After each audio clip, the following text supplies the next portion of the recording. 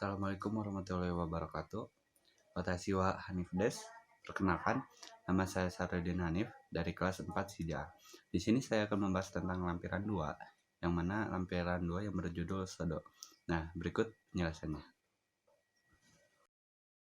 Seni kaligrafi Jepang atau sering disebut dengan Sodo adalah seni menulis huruf Jepang dengan gaya tertentu. Misalnya, tebal dan tipisnya garis. Sodo sendiri mulai dikenal di Jepang setelah seorang kaligrafer dari Cina, Wang Zi, datang ke Jepang dengan membawa kaligrafi yang menggunakan huruf Cina. Namun, lama-kelamaan Sodo mulai berkembang dan kini cukup banyak ditemui karya-karya kaligrafi Jepang yang menggunakan huruf katakana maupun hiragana. Nah, pada abad 6-7, Sodo dianggap sebagai pendidikan yang wajib bagi kaum bangsawan dan samurai. Nah, berbeda dengan zaman itu, sekarang Sodo merupakan kegiatan yang dapat dilakukan oleh siapapun, bukan hanya sebagai bentuk seni. Di Jepang juga sering dipakai untuk menulis kartu ucapan dan lain-lainnya. Nah, yang pertama kita akan membahas tentang sejarah Sodo. Nah, kaligrafi Jepang dipengaruhi oleh pola pikir dari Zen. Untuk selembar kertas tertentu, kaligrafer hanya memiliki satu kesempatan untuk membuatnya dengan kuas. Sapuan kuas tidak dapat diperbaiki dan bahkan kurangnya kepercayaan diri yang dirasakan bisa muncul dalam hasil kaligrafi. Kaligrafer harus berkonsentrasi penuh untuk menulis. Melalui Zen, kaligrafi Jepang menyerap estetika khas Jepang yang sering dilambangkan dengan enso atau lingkaran pencerahan. Nah, kaligrafi Zen dipraktikkan oleh para biksu dan sebagai besar praktisi kaligrafi. Untuk menulis kaligrafi Zen dengan baik, seseorang harus menjernihkan pikirannya dan membiarkan huruf dan kata mengalir keluar dengan sendirinya, bukan berlatih dan melakukan upaya yang luar biasa. Keadaan pikiran ini disebut mushin atau keadaan tanpa pikiran. Disebutkan oleh filsuf Jepang Nishida Kitaro. Ini didasarkan pada prinsip-prinsip Buddhisme Zen yang menekankan koneksi spiritual daripada fisik. Dasar-dasar kaligrafi Jepang berasal dari Tiongkok selama dinasti Han, dan semua bentuk dasar yang dikembangkan dan diperkenalkan di Jepang pada abad 6 Masehi sebagai sarana untuk tetap berhubungan antara negara.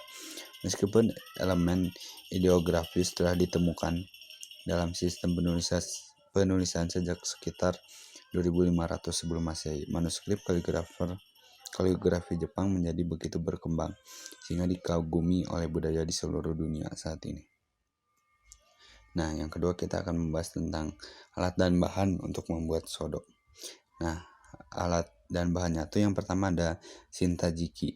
Nah, shintajiki itu adalah sebuah alas untuk kertas. Nah, biasanya yang lembut gitu dan berwarna hitam. Dan di atasnya juga ada buncin. Nah, buncin ini yang untuk menjepit kertasnya gitu agar tidak bergeser. Nah, biasanya udah nyatu sama shintajikinya tuh. Nah, yang ketiga ada hanshi, yaitu kertas tipis yang dibuat khusus untuk menulis kaligrafi. Nah, ini tuh dibuatnya dari lenan, murbei atau mitsumata. Nah, yang keempat ada sujuri, yaitu tinta berbentuk batang hitam berbentuk batang yang nantinya dicampur dengan air. Setelah itu digosokkan ke sujuri untuk mendapatkan tintanya. Nah, yang terakhir ada fude. Fude ini adalah kuas yang dipakai untuk membuat sodo gitu. Nah, biasanya menggunakan bulu dari domba, musang atau kuda gitu. Nah, kuas yang dibuat dengan bulu domba dipakai untuk mengekspresikan sesuatu dengan lembut. Sedangkan kuas yang dengan bulu musang dan bulu kuda dipakai untuk mengekspresikan yang tegas. Nah, yang ketiga ada beberapa style untuk membuat sodo. Nah, yang pertama ada Kaisho. Kaisho itu adalah gaya yang sangat mudah gitu dipelajari dan biasanya para pembuat sodo ini belajarnya tuh dari Kaisho dulu. Nah, gaya ini diperlukan untuk mendapatkan nuansa yang tepat untuk gaya kaligrafi Jepang lainnya gitu. Karakter Kai dalam Kaisho diterjemahkan menjadi benar, dan itulah yang menjadi dasar gaya penulisan ini. Setiap goresan mengikuti urutan yang kaku dan komposisi serta proporsi dieksekusi dengan hati-hati. Setelah Kaisho dipahami, seniman dapat beralih ke gaya artistik lainnya. Yang kedua ada Gushyo. Nah, Gushyo ini secara harfiah diterjemahkan menjadi gaya bergerak secara akurat, menggambarkan teknik yang digunakan dalam kaligrafi ini. Kurang formal dan kaku daripada Kaisho. Gushyo adalah skrip semi kursif yang berfokus pada gerakan dan fluiditas dan karakter yang kurang tajam. Kuas yang digunakan kaligrafer tidak meninggalkan kertas, dan setiap goresan dimaksudkan untuk melanjutkan ke huruf berikutnya.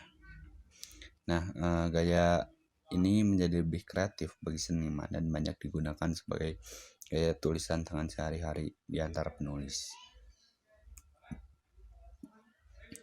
Yang ketiga dan terakhir adalah Suso. Nah, Suso ini adalah jenis kaligrafi yang paling sulit gitu dikuasai dan dipahami. Nah, gaya ini dianggap meniru efek dari rumput bertiup angin, di mana karakter mengalir satu sama lain. Goresan kuasnya sangat dimodifikasi dan kadang bahkan beberapa dihilangkan untuk menciptakan sensasi menulis yang halus. Suso sebagai besar digunakan dalam karya seni abstrak, terutama seni Zen, di mana penting untuk mengirimkan energi ke seluruh kaligrafi yang kamu tulis. Nah, yang keempat kita akan belajar membuat sodo gitu. Nah, ini ada sedikit video yang mana ini membuat sodo gitu. Cara membuat sodonya tuh.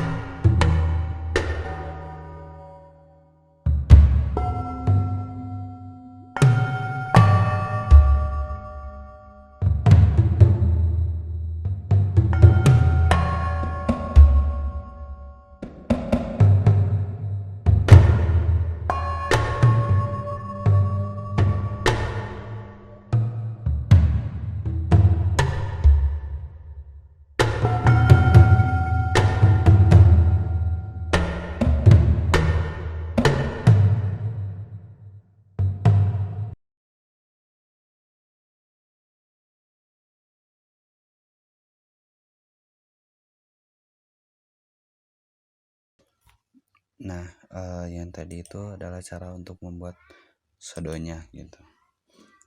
Nah, di Jepang juga terdapat beberapa tempat yang menyediakan fasilitas di mana Anda dapat melihat karya sodo orang lain atau Anda dapat mencobanya sendiri gitu. Nah, yang pertama itu ada Museum Mitsuo Aida. Nah, Museum Mitsuo Aida ini adalah museum yang memamerkan karya-karya Mitsuo Aida yang seorang kaligrafi dan seorang penyair. Nah, Aida yang sudah menyukai tanka. Tanka itu adalah salah satu bentuk puisi di Jepang, dan sodo gitu menganut kepercayaan Zen.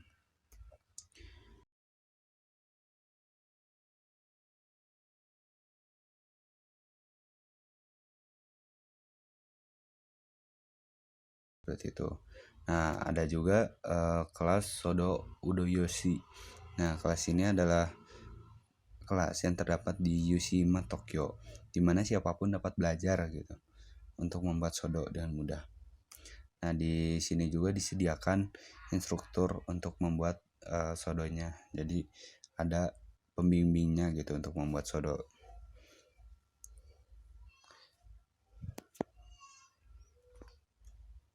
Nah, seperti itu. Ini ada beberapa karya sodo juga.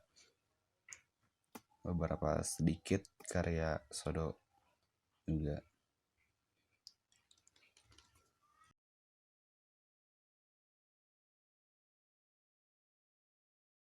Sekian penjelasan dari saya. Mohon maaf apabila banyak kesalahan.